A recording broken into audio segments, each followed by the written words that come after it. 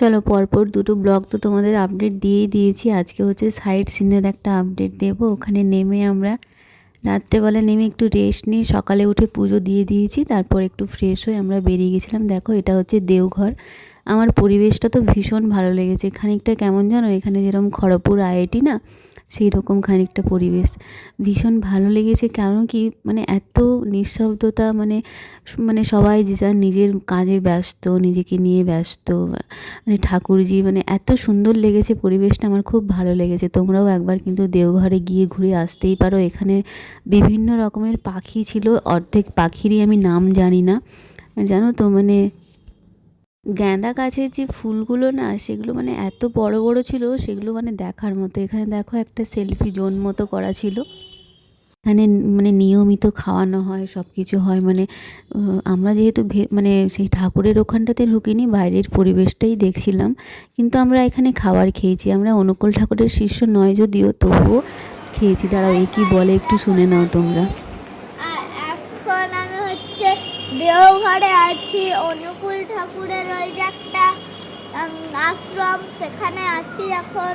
এর আগে কোথায় পুজো দিয়েছিস?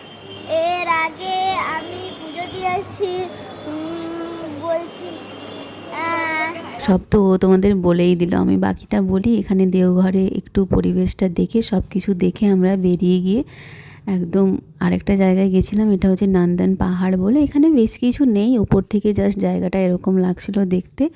তো ওখান থেকে বেরিয়ে আমি একটা আইসক্রিম নিয়েছিলাম। ওখানে না একটা লোকাল আইসক্রিম, খুব ভালো খেতে না, মোটামুটি খুব ঠিকঠাক।